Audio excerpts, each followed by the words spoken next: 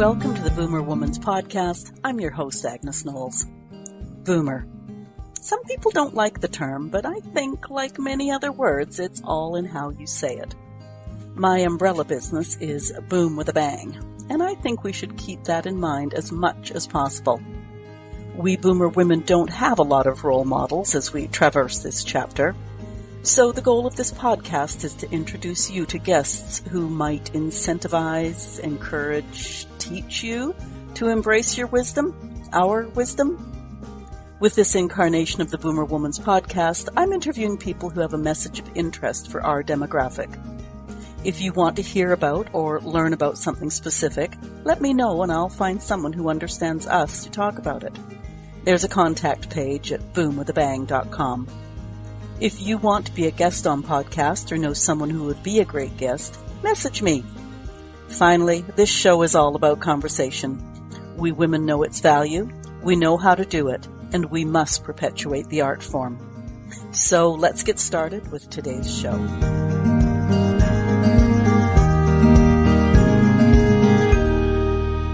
Welcome to the Boomer Woman's Podcast. I'm your host, Agnes Knowles. History. Certainly wasn't my favorite subject in school. As I've gotten older, though, I realized that was more to do with the curriculum and or the teachers. It wasn't that history is, or ever has been, boring. Many of you know I'm a fan of talk radio. And the older I get, the more I notice the young reporters catastrophizing over an issue, and myself thinking, yeah, well, we had something similar 20 years ago, and 35 years ago and 48 years ago, and that's just in my lifetime. If I had a better grasp on history, I could probably take you further back. My guest today is an historian, and I'm looking forward to her views on societal views on history. And if you're thinking that you're close enough to being history yourself, so you don't need to pay attention, well, think again. Barbara also has views on why children need to know history. So stay tuned. Your grandchildren will thank you. Barbara Mojica, welcome to the Boomer Woman's Podcast. Thank you very much, Agnes. It's a pleasure to be with you today. Yeah, I'm looking forward to this so much. Let's jump right in. Why should we care about history? I could go on and on for a couple of hours. On my website, I have a link to a post, 14 reasons you should study history, but actually, I think there are a zillion reasons. First of all, you cannot name anything that does not have a history. Okay, history is not just something that has the beginning and the ending, it's more of an evolutionary process. So think about it. When a child is born, the child is born into a family, and that family has already existed. It's already been creating a history. So that child is already a part of that history. And as the child gets older, the child asks more and more questions. Who am I? Why do I do this thing? What is it all around me that has created this environment before I was here? And where am I going?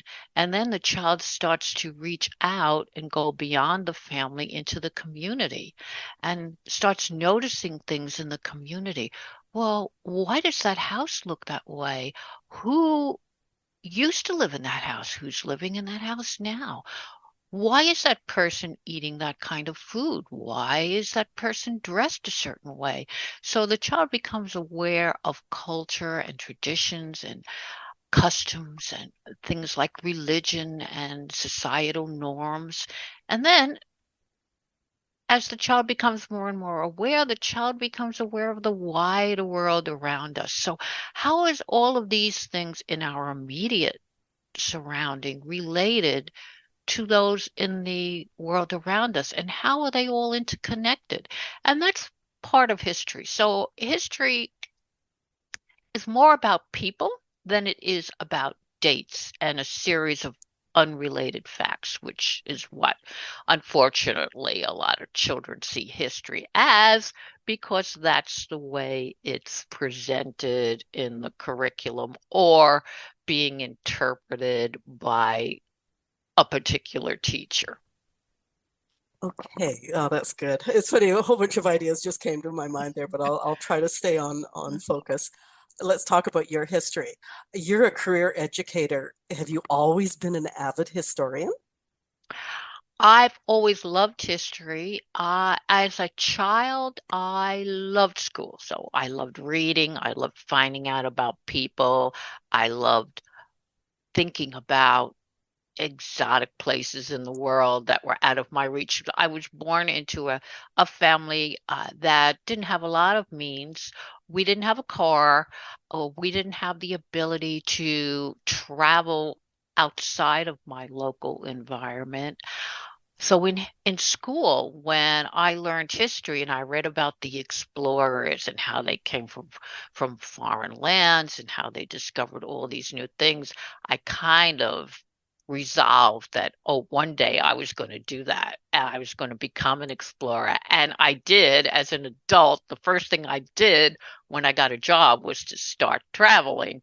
So at this point, I've been to about 30 different countries, and I've been to more than half the states, and I just love to experience new people, new ways of thinking, new customs, traditions, ideas. And that's what a historian really does. A historian may go back in time, but the historian's reason for going back in time isn't to get stuck in that time period. We have to know where we came from in order to understand how we got to where we are today. And then we can use that to create a kind of framework, a plan, a legacy as to how we can do better in the future. So that's my view of history, but that's how, I kind of saw things as a young child. And then when I went to high school, I had this dynamic history teacher who was just, oh, fantastic. She would jump and bounce around the room, and she would become these characters in history, and it became so alive. And I love this teacher, and it turns out she saw something in me, and she told me, she took me aside. She said, you know, Barbara, you have to go to college. And I was in a high school that had dual tracks. So there was one track which would prepare you for a kind of business world, and the other track would prepare you to go to college. And I was on the business track because, again, my family didn't have a lot of means. I wasn't anticipating the ability to go to college right away.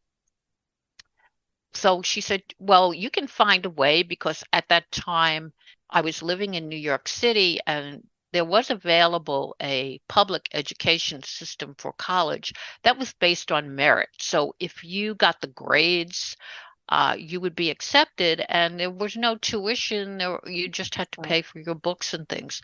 So that became my course of action, and I switched tracks. I uh, took the courses that I would need to minimally to at least get into college, and I did. I got my first choice. I got into this college, and from there, it was game on. So I I was so interested that I kept taking extra courses so that I would supplement my knowledge of history. So I took things like not just straight history courses. I would take the history of art. I would take anthropology. I would take uh, other languages. At the time, I was most interested in ancient history. So I took a 6-week course in the summer in Latin, and I just pulled everything together to get the most information I could. And then another wonderful thing happened. one of the professors that I took courses with during the summer, unknown to me, put my name in for a scholarship for graduate school. And I got a letter telling me that I had been awarded a scholarship, which I nearly fell off Oh my my chair. goodness.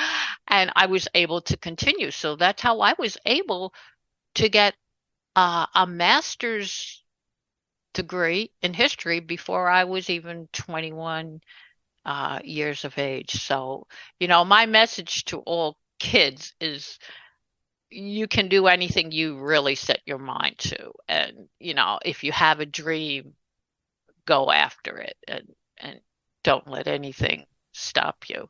And fortunately, there are people who will help you along the way, even though, things may not seem very likely to happen or probable to happen. Anything can happen if you have that drive and determination. And I think so many kids today don't have that. They seem to be lost.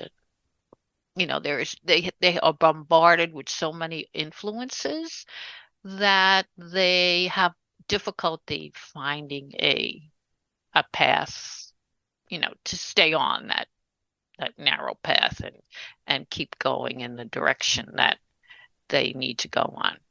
Right.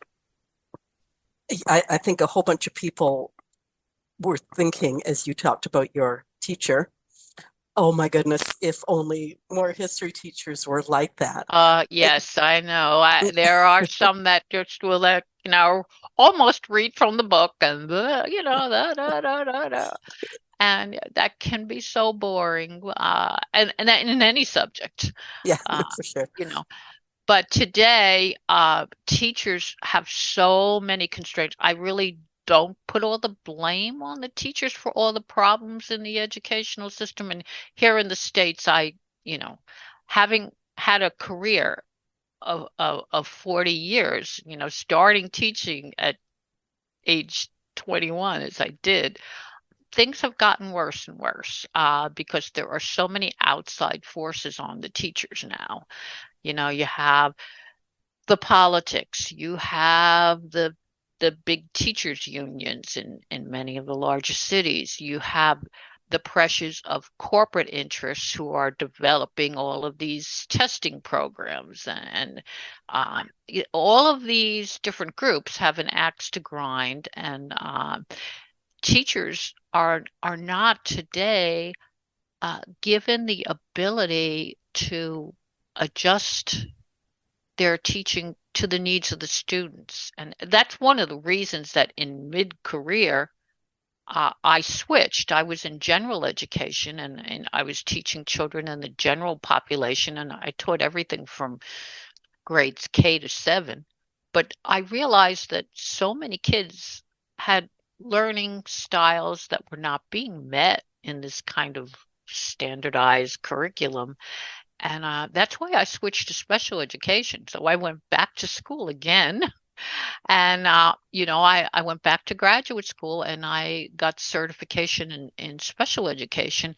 And that led me on a whole new career path, working with children with special needs, reading disabilities, very, very specialized needs like autism and children that had genetic disabilities, children that had social emotional problems, drug addicted children, and on the opposite end of the spectrum, I worked with children who were infancy and preschool. So I learned a lot about the way children learn and the fact that so many of our educational programs are not addressing the needs of kids the way they need to be addressed today. So again, like history, I had to kind of go back in time and start all over in order to find a way to get to a solution. I think you've also just given us a little bonus aspect in this discussion today, because so often if there is an issue in a learning or like our child's ability to learn or something. So often we blame the teacher. So thank you for commenting on the fact that there's a lot of external forces that the general public, even parents, never see.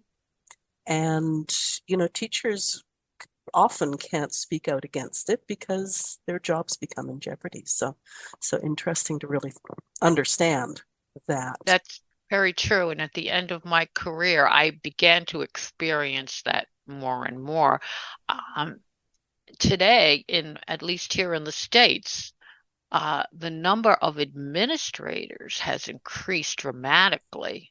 So now you have more administrators in some cases than you do teachers in an educational system, and that's a very bad combination because administrators are more concerned with the data and achieving what outcome is listed on the top of our goals, and there has to be a very detailed structure of these are our goals, and we're going to do this and this to meet it. And the kids really aren't included in that. Okay, they want to meet their goal, but are you educating children with this kind of skills that they're needing in today's society? And I think that what we've lost a lot of is the process of how to think. We are not so much concerned with teaching children how to think, we're telling them what to think. And that is not educating. That's you're just giving them a set of parameters to follow, and that may or may not serve them well in becoming a future leader, in becoming a future good citizen, because they're just being educated in the do this, not why do I do that? How do I do that? Or which is a lot more important than the fact. The facts you're going to forget in a few years, but the how to get that knowledge, to be able to solve a problem and get along with other people, and have mutual discussions, to be able to listen, to be able to have respect for other people's opinions, yet be able to demonstrate your own. I think a lot of that is being lost in this kind of, test taking. You must meet this standard to develop the outcome kind of thinking that we have in education today. You're going exactly where my notes were leading us, because you do talk in your notes, your Podmatch notes, about children becoming the leaders of tomorrow and being critical thinkers. What's the correlation between history and critical thinking and tomorrow's leaders? Oh, well, a lot of correlations here, because when you study something in history, what's the first thing you have to do? Well, you can't just say, I'm going to study history. Then you have to narrow it down. So you want to focus on a problem, whether you want to learn about a particular person, you want to learn about a particular event, or a particular issue. So when you do that, you have to then gather information. So some historians talk about the 4 C's or the 5 C's or the 6 C's of history, but it breaks down to, you have to look at the content of the information that's available, and it's almost kind of like a science experiment. So when you do a science experiment, you have a hypothesis, right? So when you study history, you have something, some person, some event, something that you want to find out about. So that's kind of like the hypothesis. And then you have to test information and You got to gather the information and then test certain scenarios. So where do you go for information in history? You have to go first to the primary sources. So what's a primary source? A primary source is real information that comes from that person, that time period. So it's in the past, if you're going way back in history, it would be letters or diaries or journals or newspapers. In more modern times, you have additional information like the telegraph, the telephone, and of course, in today's context, social media. But you have to be very careful to make sure that that's primary authenticated information. Because if you just look to the secondary sources, which is what somebody else either writes about, says, reports, that information is not nearly as reliable because that information is going to be infused with somebody else's opinion and secondhand knowledge. We all know the old telephone game, you know how the message gets distorted as it's transported from one person to another. Well, that's what happens with secondary information. So you have all of this information, and then you have to look also to see how it's connected with other things. So, how is this information connected with other people of that time who may have influence, or other events of that time, other things that were going on? So, you have the connections, you have the whole kind of context of other things happening around that time. And then you take all of that together. So, how was it communicated? What else was going on at that time? What other connections or events were influencing all of these things? So, again, almost like a science experiment with all the variables, testing one against the other. After you do all of that, you may come up with a conclusion, and there may be one conclusion, but the information may be conflicting. So sometimes there could be more than one possibility, more than one conclusion, or maybe there's no conclusion at all. Maybe you can't come to a definite conclusion. So that's kind of like what a historian does, the process. And it's pretty much a similar process, no matter what you're looking at. So that's critical thinking. Critical thinking is basically being able to take a problem, to focus on something, and then to test all of the primary sources against it, and then gather all the connections, the context of what's going on around it, the influences, and then trying to assimilate all of that and come to some kind of conclusion. You have to be a critical thinker to do that. You have to be able to ask how, why, when, who else. It's basically the old who, what, when, where, and why questions, and you have to ask all of those in the context of critical thinking.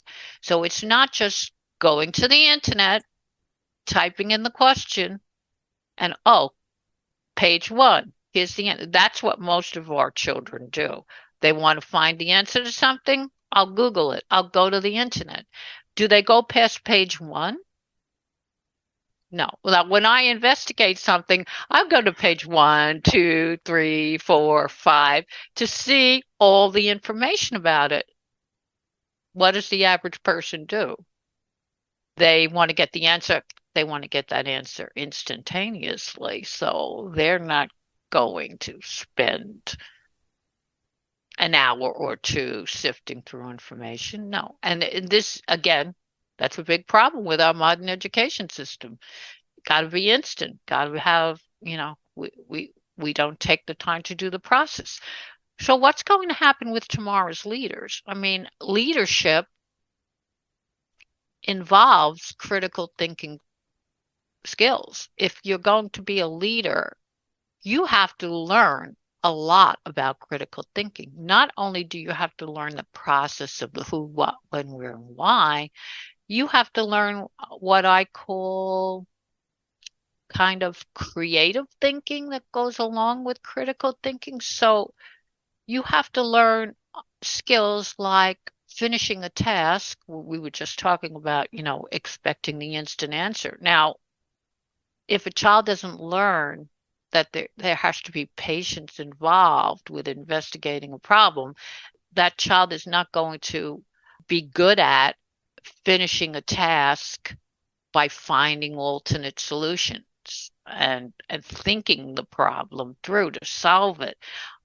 A child has to learn the art of negotiation, that we're not always going to get everything we want. And again, if a child goes through a process of critical thinking, then the child is better prepared to understand the give and take of communication. We have to listen to both sides. We're not always going to get our way. We have to learn that there has to be sometimes compromise. I mean, we should be teaching children to be bold enough to communicate their opinions, yet to have respect and empathy for the other side of the question, to listen to both sides of the question. And today, a lot of times with social media, we're being channeled into one particular way of thinking, because what does the algorithm do? The algorithm keeps presenting us with the information that we react to and that we seem to agree to. So it will present us with people and opinions that we like to think about, and if we don't click on it, well, then they're not going to show us that. So we're not going to be seeing the other side. Same thing with a lot of our news. We don't get unfiltered news. When we turn on the news, we're usually confronted with panels of people that are, quote, experts in their field, and we listen to their expert opinion. But many times, similar to the social media, the news outlet will have a strong bias in one direction or another.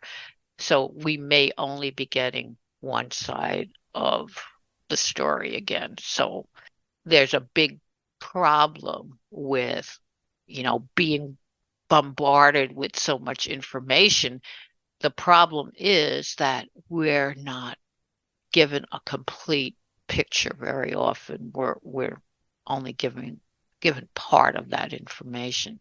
So it's very difficult for children to learn those kinds of leadership skills and to be able to analyze and differentiate when they're only given one side of the story. So, and innately, they're going to be biased one way or the other, depending on the information that they're exposed to.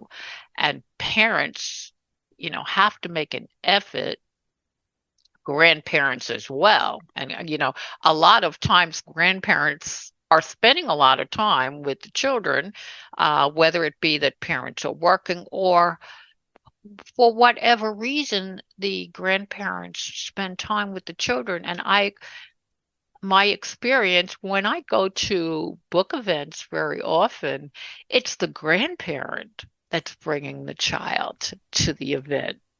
And the grandparents are much more in tune with what's happening because they've experienced learning differently than the children today. So I think that they can play a good role in taking up some of the slack with, parents who may not even be aware of a lot of the things that are missing in education today. A lot of parents are aware of it more now because during COVID, they were able to see what their children were learning online, and they became aware of what they liked and uh, maybe a lot of things that they didn't like about the way their kids were learning. And a lot of parents and grandparents as well, because in a lot of cases, the grandparents are doing the research and taking the time to bring to the parents information that they may not have been aware of. They're able to see these kind of gaps because in their experience, these things were important and they're seeing what's being left out today. So grandparents can help children become aware of their heritage. They can take children to local events. They can have discussions with them about these kinds of topics and, help develop a better awareness with the children. As you went into the whole grandparent part of it, I suddenly had this blinding thought of, because we have more history, we've got to be careful that our biases don't come to resemble page one of Google. So just because grandma Hmm. says it, it must be right. We've really got to remember to Right. keep that Yes, whole thing open.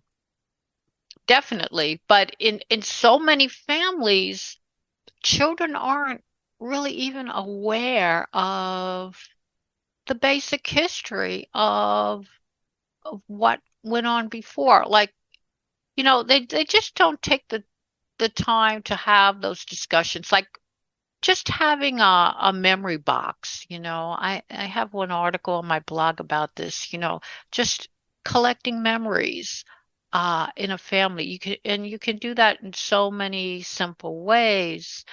Um, Having the child interview the grandparents. Now that may be a school assignment to do a family tree or something, but embellish on that, just open up these kind of conversations. Oh, well, when I was little, I used to do this.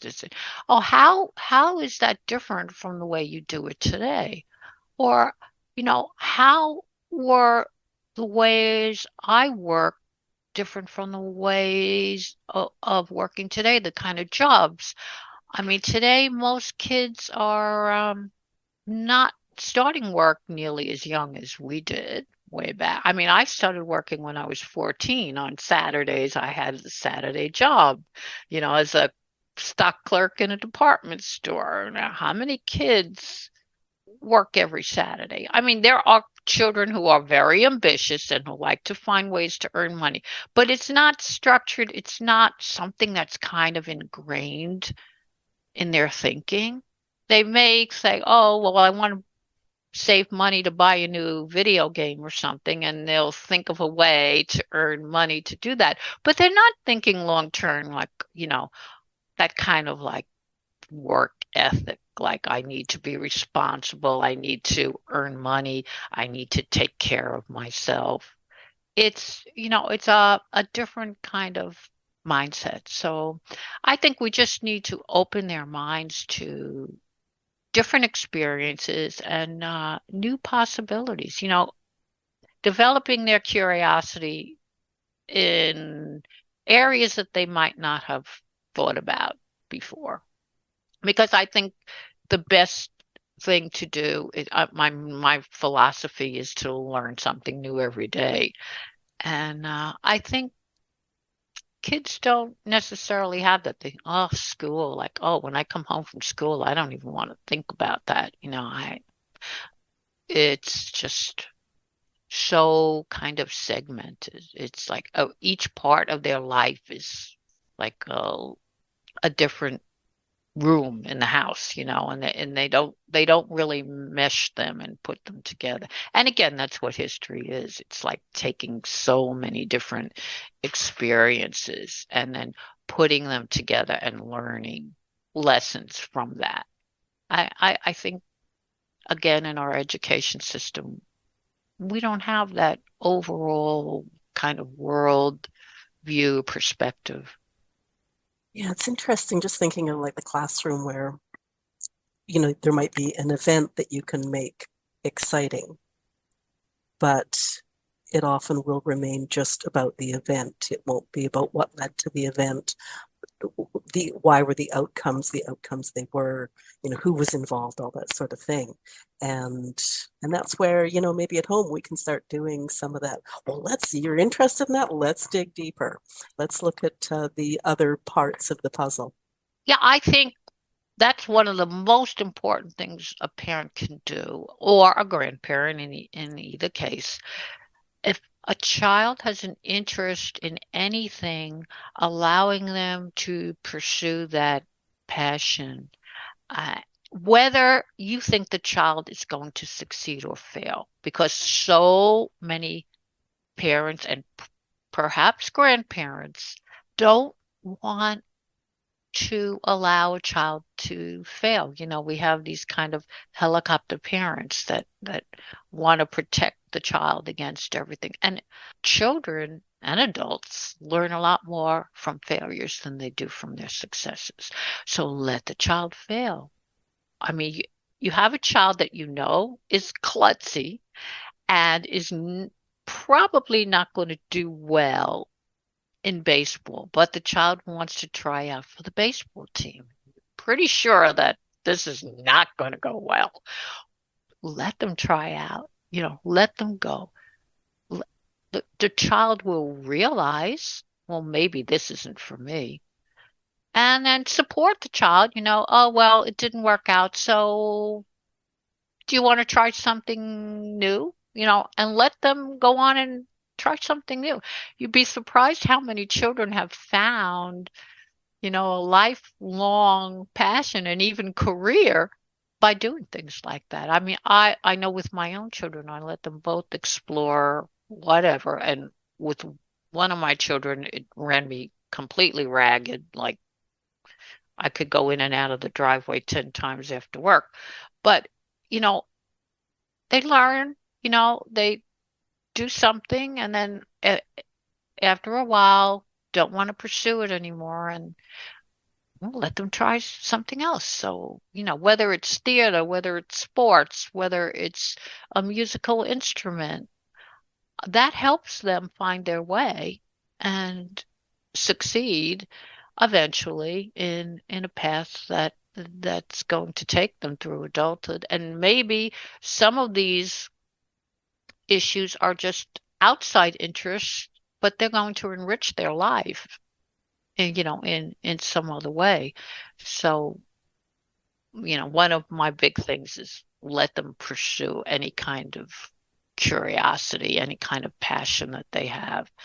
And eventually all those experiences are going to help them succeed in an area that they want to follow, but they're going to have some bumps along the way. They're going to fail and it's not always going to make them feel good, but again, that's part of life that they're going to have to learn to deal with if they're going to be an adult, a parent, a grandparent, a leader in their community, whatever the case might be. All of those kinds of experiences are necessary to their development. And I think parents, grandparents, any kind of caretakers, teachers, have have to play a part of that. That's just as much an important part of a child's history, of a child's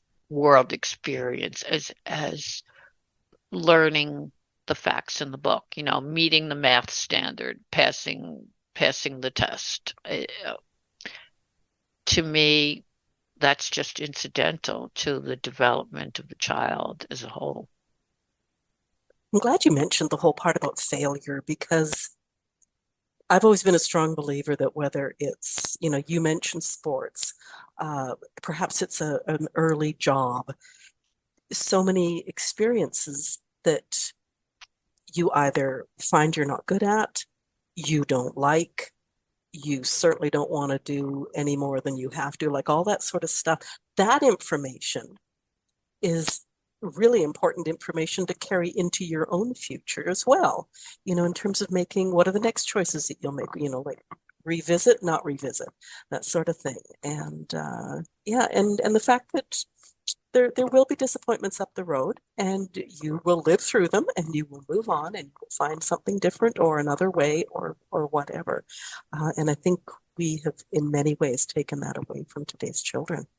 Definitely, definitely. I think we have so many I don't know if conveniences is the correct word, but it's so much easier for children to do things. Not that it's necessarily better for their mental health, but it's easier for them to get through tasks than it was for our age, for the baby boom generation, for instance. I mean, just think of the number of steps we had to go through when we wanted to learn about something. We had to go to find a book to get the information. So, there was a trip to the library, getting the book, getting several books depending on our age and the kind of problem we were pursuing. Then we had to read to get the information. We actually had to read through to get the information. Then we had to take notes so that we would remember this information. Then we had to take all of these notes and we had to go through them and we had to assess them and then put the information together somehow and then come to some kind of conclusion or evaluation of that information. That's a lot of steps. So what do they do today? They go to the internet, they type in the question, and they get the answer. So again, that whole process of thinking, of researching, of analyzing, connecting things, that's all kind of lost and, condensed into this very brief step. So I will add in there that how many baby boomers remember the status that their family had if they had Encyclopedia Britannica in oh the yes. house. Yeah, it was pretty But great. again, what is an encyclopedia? That's a secondary source. Yeah, That's yeah, somebody else who has taken this information and may or may not have some kind of filter or bias in putting this information together. yeah. So in terms of determining sort of real events versus through someone else's lens, you've already mentioned, like, go beyond page one on Google. Oh my goodness, I can't tell you how many times I get people saying to me, how did you find that? I looked and looked and looked. And I went, no, you didn't look beyond page one of Google. Like I am that person that goes on and on and on. But besides that, like, or is that like an important part of it? Just because, I'm sorry, but Google seems to be the go-to source these days.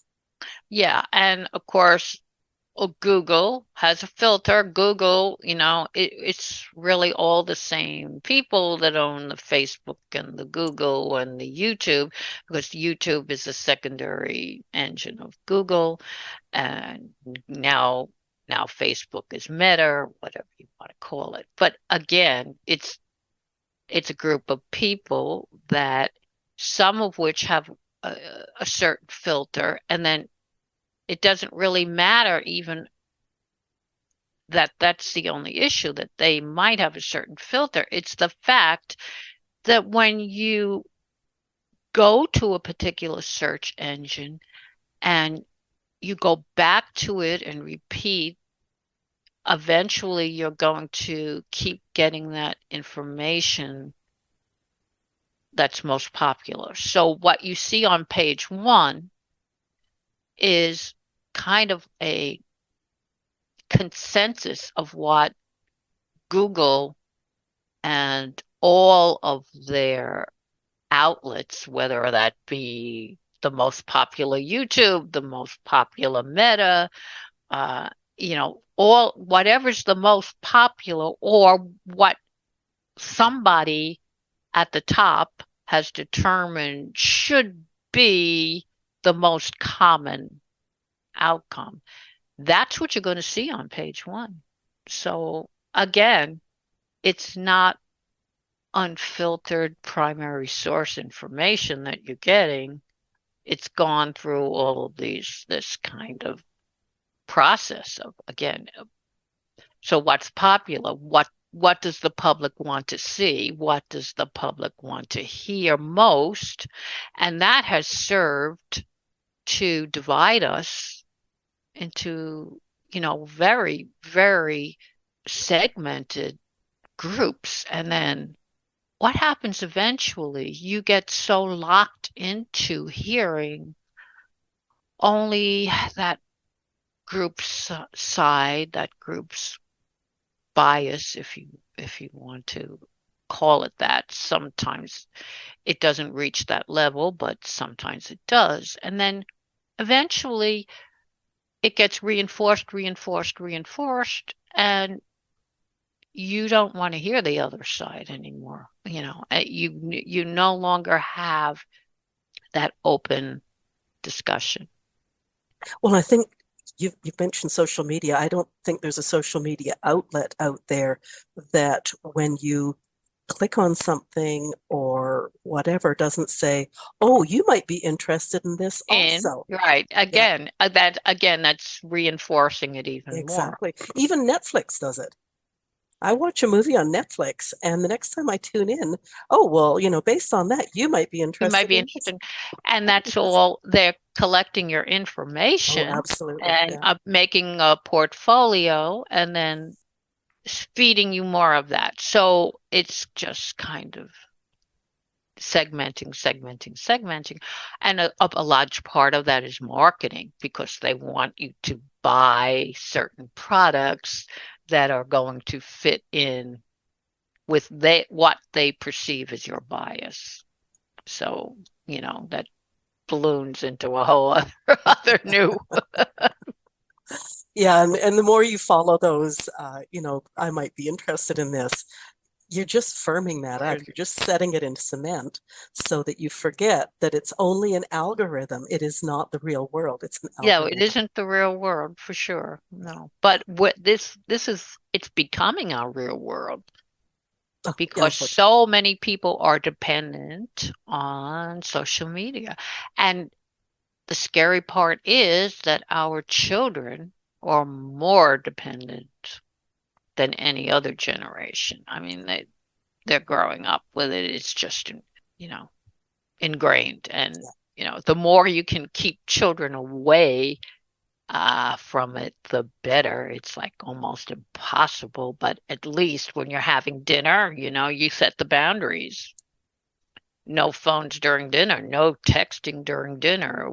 If we're going out with a group of people, you don't sit at the table and text your friends or, you just, if you set at least minimal boundaries, you will at least make some progress in having them understand, there's a time for it and it shouldn't consume their lives.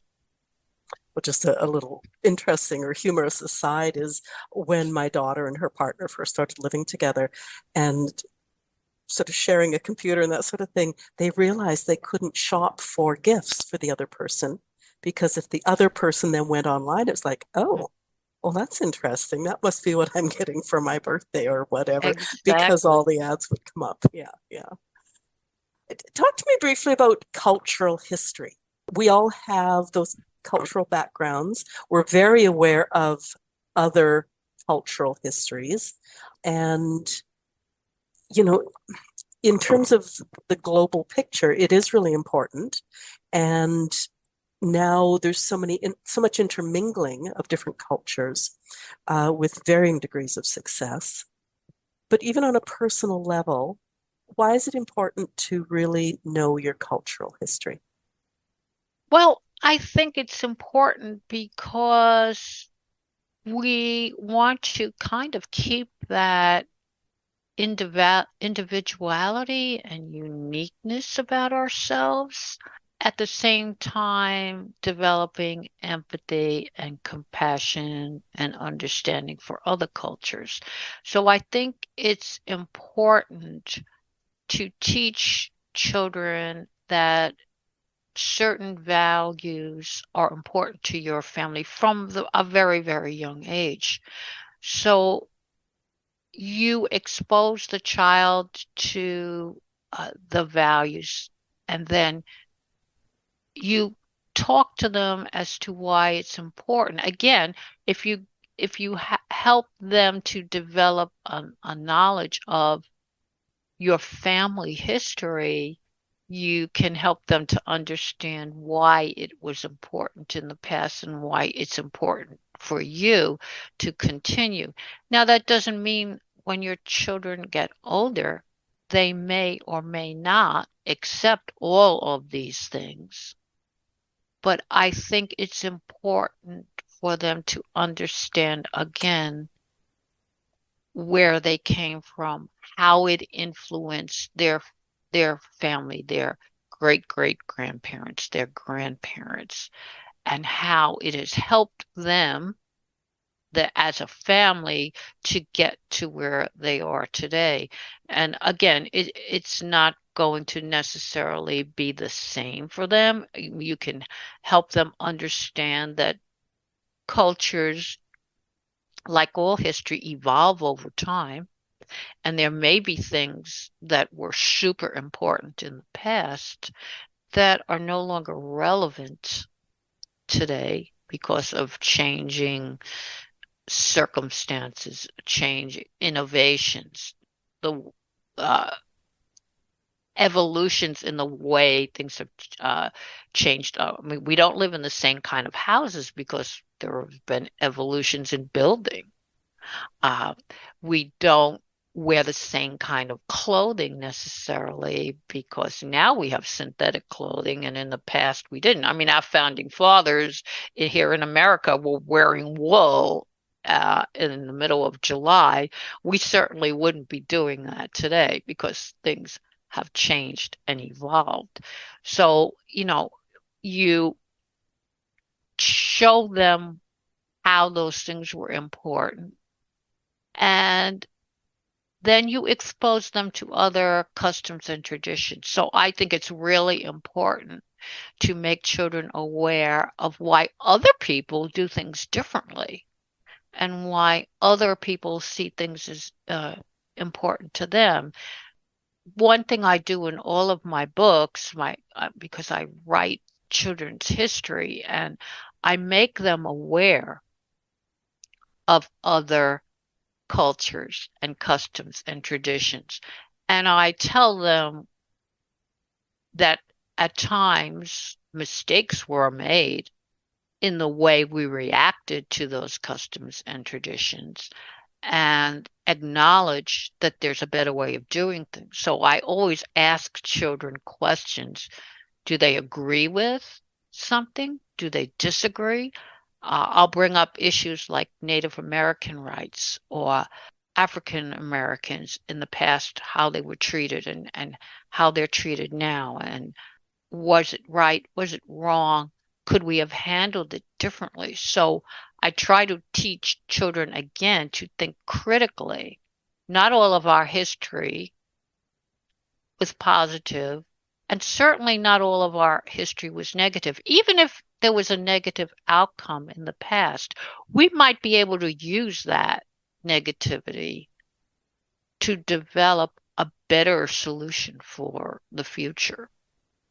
So that's what I try to help them do. And that's what parents or grandparents can do. They can point out when a child says, well, that was wrong, or I don't think you were right when you did that.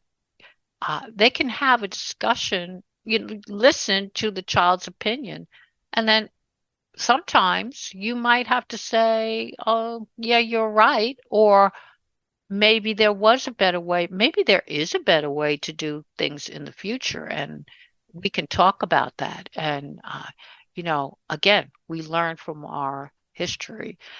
That doesn't mean erase our history. That doesn't mean destroying what we did in the past. It means using mistakes as building blocks to understand ourselves better and to use those experiences to create better solutions for the future.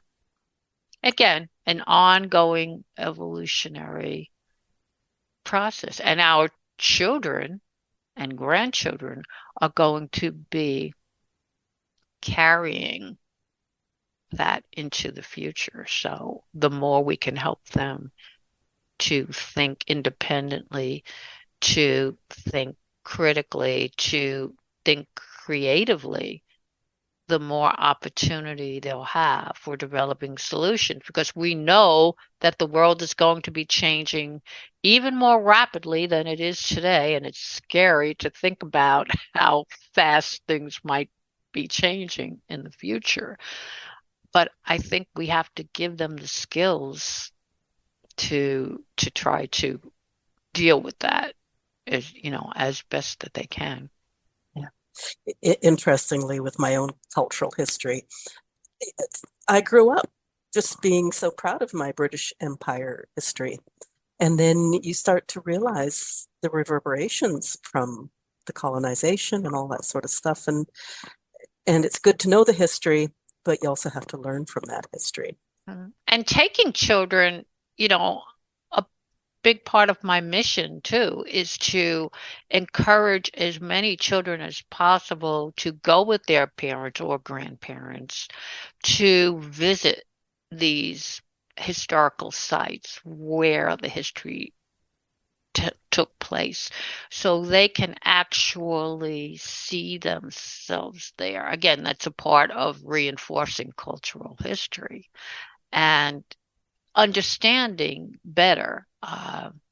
It's virtual reality is great. I mean, you can visit virtually, but there is nothing like actually being there and experiencing. When I research a place for a book, I go there, and there's only very few exceptions, like my North Pole book. I have not been to the North Pole, but I try to go to that site. I try to, uh, my illustrator, my husband, and I, we take our own photographs and incorporate that in a mixed media way. So we would take the real photograph, we would take the illustrations, his artwork, which might involve drawing portraits of people or drawing pictures of documents that are connected with that event, taking all of that and putting it together for the child to experience, and then encouraging them again to actually physically go and experience that culture. So parents can do that if they don't have a lot of money and they can't travel all over the country or all over the world to see these places. You can take a child out into the local community and, a great idea, give a child a camera, give a child a notebook, have them go look and find places that they see are interesting and then do some research, find out, take a picture, find out what used to happen in that old house, or there's a waterfall over there. What did they use that waterfall for?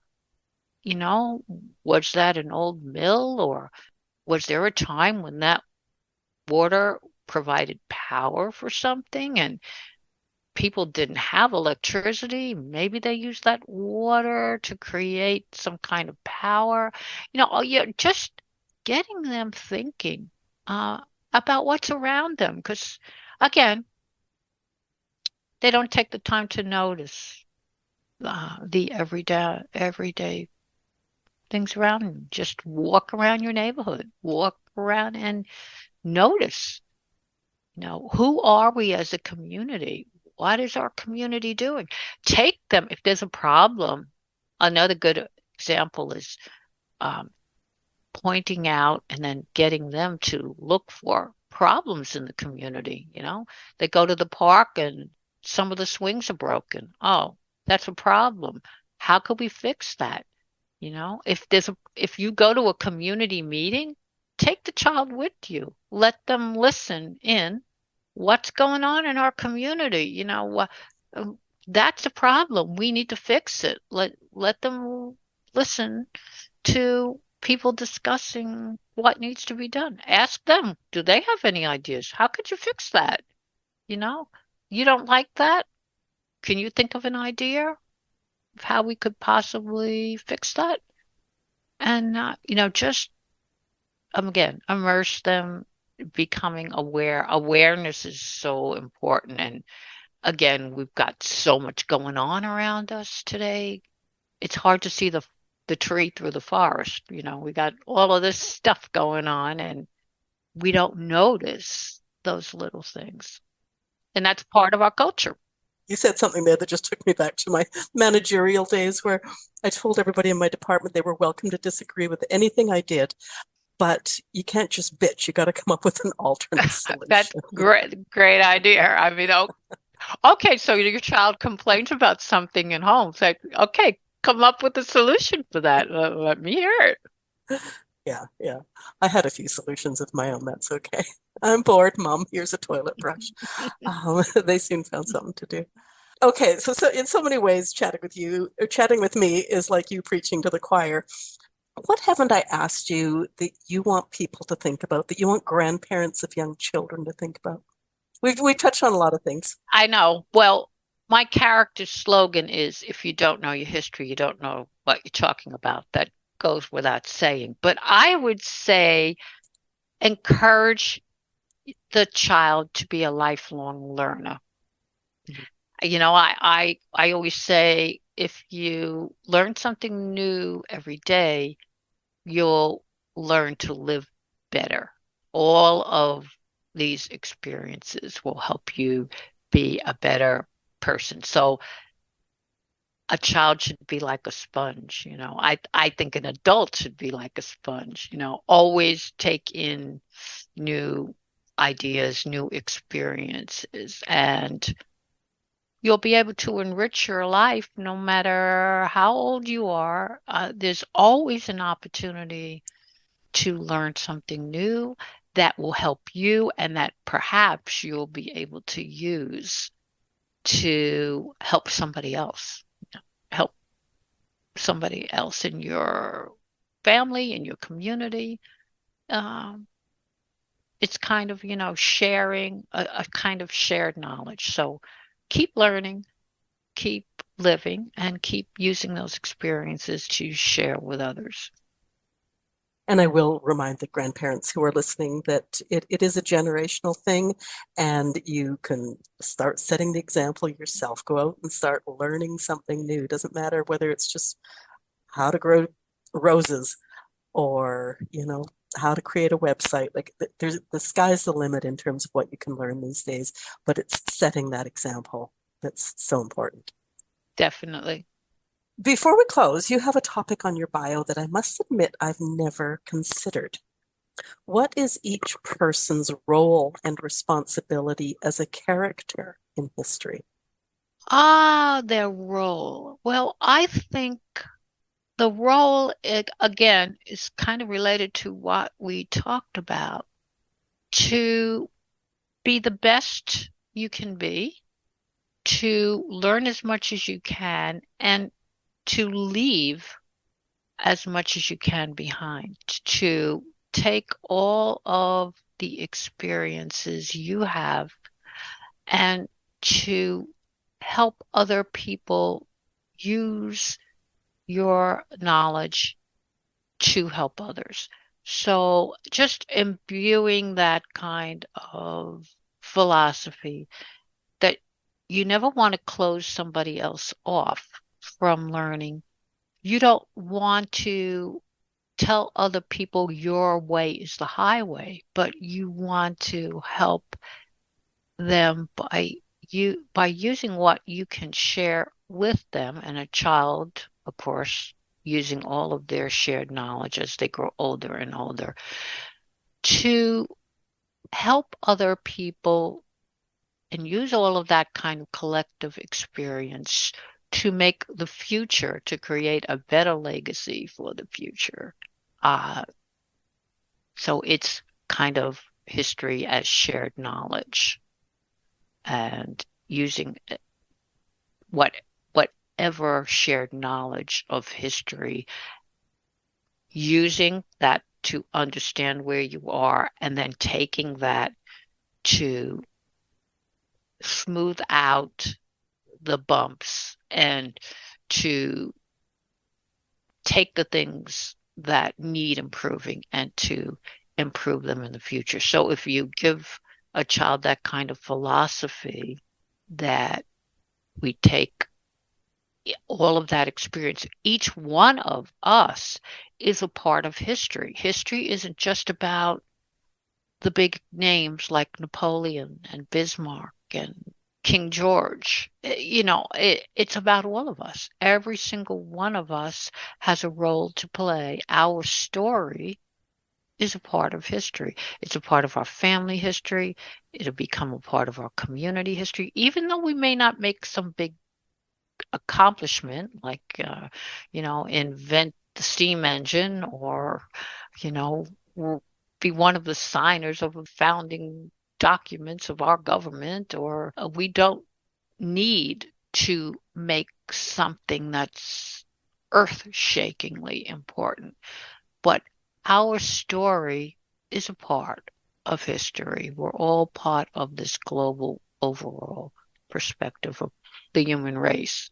So we are all characters in history. And in order to be a character in history, we have somebody's moved into the future. The longer it's so interesting. I just love talking to people. The more people I talk to on podcast here, the more I see some common threads. And again, there recently I spoke with a gentleman who talked about stage fright. And he said that before a certain performance, one of his mentors came to him and said, you're not alone on stage.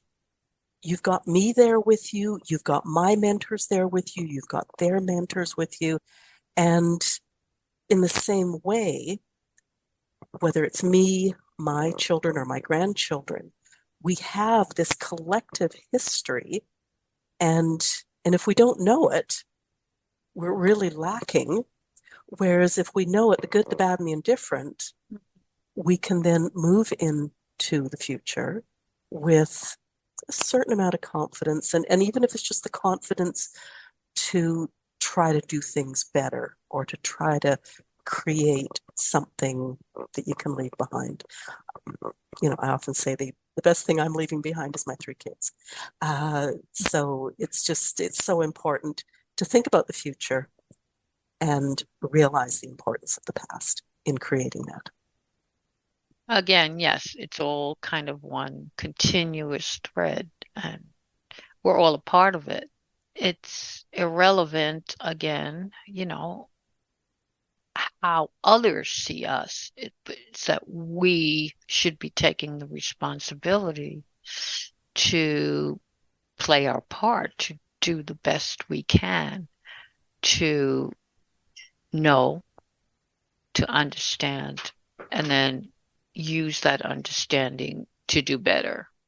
Whether it will be achieved in our lifetime, or achieved in our children's lifetime, or achieved in their children's lifetime. It's still a continuous process. And hopefully a process that overall will improve over time, using, again, taking out the negative, using the positive, and creating something better, because we certainly don't want to pass on something that is worse.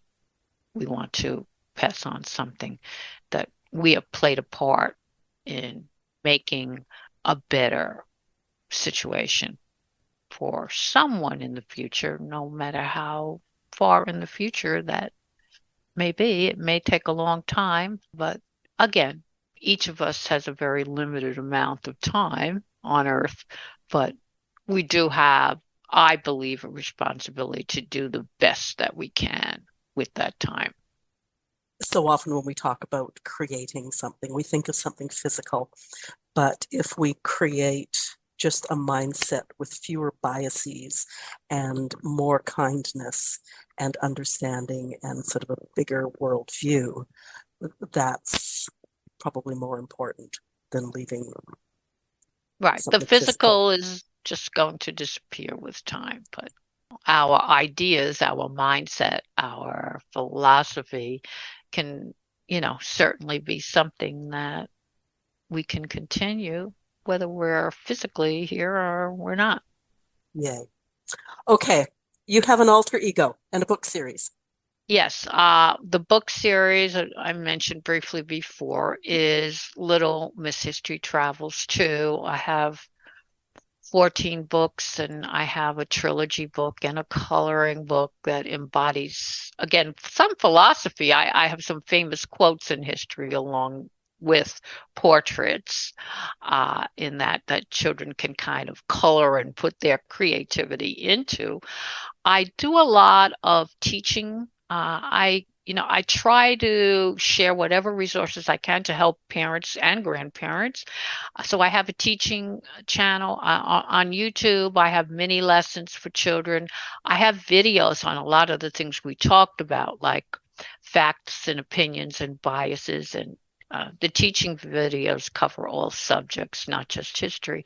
I have resources. I have Pinterest boards, collections of resources, and I just try to help parents as much as I can. So on my website, if they just go to littlemisshistory.com, they can click on any of those resources. So whatever they need, whether it's individual coaching, they can contact me through email, or they just need some resources from Pinterest, from video curriculum ideas, whatever it is. I'm always glad to share with them. So you mentioned Little Miss History. That is your alter ego, I take it, in Yes, terms of littlemisshistory.com. She's the character I use, who she actually is a younger version of me, and she takes them on the adventure. So what I try to do is to use the character kind of as an alter ego for the child who's kind of putting herself or himself into the adventure. And she is kind of they going on the adventure. And she is a very funny, humorous cartoon character she's a cartoon version of a younger me. And she's very optimistic, and she wears rose-colored glasses because she is positive and wants to leave the world better than she found it. And, that along with all the other resources are on that website. So whatever they need, they can contact me, whether it be, for coaching, for resources. I have links to my blog, all of those things. If they just go to littlemisshistory.com, they can get anywhere from that website. well, please tell your husband that I love the picture of, I've got her on another monitor here, of Little Miss History, because so often, like in graphic novels and things like that, we see this booby blonde shell of a superhero, but she's just such a relatable person. She's just beautiful, and I can't imagine anybody not relating to her. I hope my arm's out here because that's what she's doing.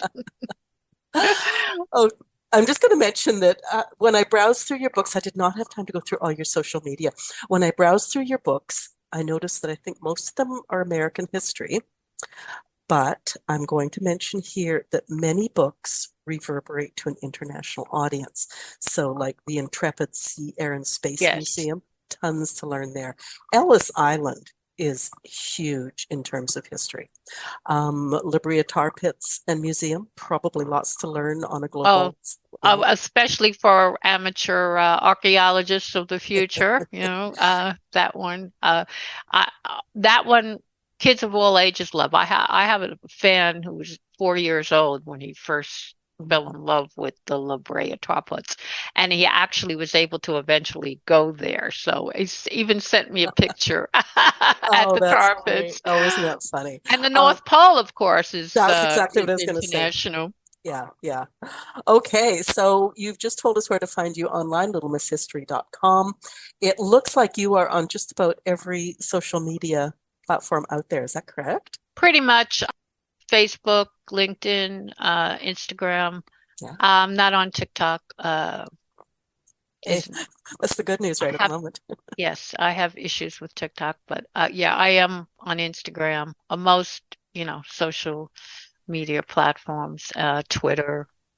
So I try to share a lot of these resources on my social media. My blog, I have all kinds of articles for parents and grandparents and collecting history and even for authors. So I share some of Oh, my wow. experiences along the bumpy way of, publishing and, pitfalls and things that have happened and I've learned plus and minus on my author's journey as well. So, yeah, again, I try to share uh, as much as I can to help people along the way, no matter what path they might be following. So, in terms of publishing children's books, give us one or two bumps in the road. Oh, yeah, there were. Well, you in publishing children's books today, uh, most people don't go the traditional publishing route because a traditional publisher, there were only really three or four of them left.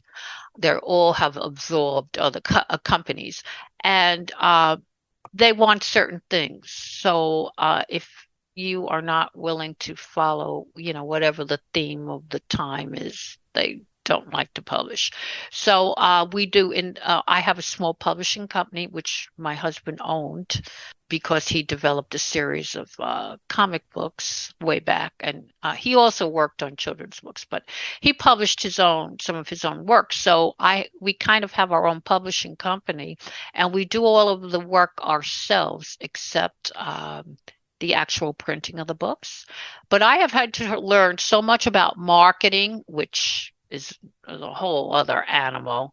And so I share a lot of my experiences with that, with marketing and with certain prejudices that you encounter when you're starting out in publishing, and just the kind of things that I've learned to do and not do, and sharing experiences like setting up book festivals and doing interviews with other people and that kind of thing. So it's been an interesting journey, and I share some of my resources that I've used, along the way. That's great. And I don't know if it's more about me right at the moment or our listeners, but I think so many grandparents, myself included, you've always thought about writing some children's books because we are the storytellers of the family. And maybe that's part of sharing history as well in It terms of our is, own it family is. history. But yeah, writing a children's book isn't as easy as it sounds No, because sure it isn't. in my case, I write nonfiction. So I have to do all the research in addition to visiting the sites and so on. But even if you're writing fiction, writing a children's book, you have to refine everything so much that on an average book, I will go through at least a dozen rewrites because you have to filter all that information. You've got to get down to the kernels of the information that you want to share. And then because I do picture books, the the pictures help explain a lot of what I'm not actually saying. But it's a very difficult editing process. So in writing, it's not just, well, a picture book. How hard can that be? Most of my books are on the long end for a picture book. They're more like 36, 42 pages. But some people write picture books that are only 24 pages. Well, how long it can't be that bad. It's a lot more difficult than it seems because you don't just sit down and say, especially if you want to write a rhyming book, well, that's very difficult too. So it's not that easy. And then publishing, of course, in most cases, if you want to write a book, you're going to have to publish it yourself, which in some instances is easier today. But it's a learning curve. Even if you want to publish independently on your own, you have to learn how to work with the platform and how to input your information, and it's got to fit a certain way. And then you have to learn keywords, and you have to learn categories, and you have to learn how to list your book. It's a very involved process. So yeah, I can back you up 100% there because I work with an author, and she figured because I was the tech person, I could help her with keywords and categories. And oh my goodness, I tell you, I have put together spreadsheets, and I'm still not sure I'm on top of it. So yeah. And then the other thought I had is I said something about, documenting your family history is like, well, that's great to write a book for your own children or grandchildren, but you have to make sure not everybody's a hero, because we all have those scallywags in our past. oh, So being sure. honest, Sure. being But honest. again, history's not perfect, No, that's that's what I why. mean, though. Yeah, yeah. Oh, that's great. I really appreciate chatting with you. Listeners, the website link is in the podcast show notes. As always, all the links will be part of Barbara's bio on the website. If you have thoughts on today's show, please talk to us. Leave comments where you're listening, or if you're listening at the Boomer Woman's podcast at boomwithabang.com, scroll to the bottom of the page and talk to us there. Leave stars and reviews where you can. They help us grow. For early access of upcoming episodes, there's a sign up under this conversation at Boom with a Bang. Why is it every time I say that, I point 2 fingers down? Share this episode with some friends. Share this episode with lots of friends. Your children and grandchildren need you to get the word out. Do not give in to the thoughts of history your high school education left you with. Barbara has explained so well why history is important and why our grandchildren can only excel with history as a part of their story. Barbara Mojica, thank you so much for being my guest today and making history exciting again. Oh, I've enjoyed our conversation immensely. Thanks so much. Have a great rest of the week. You as well.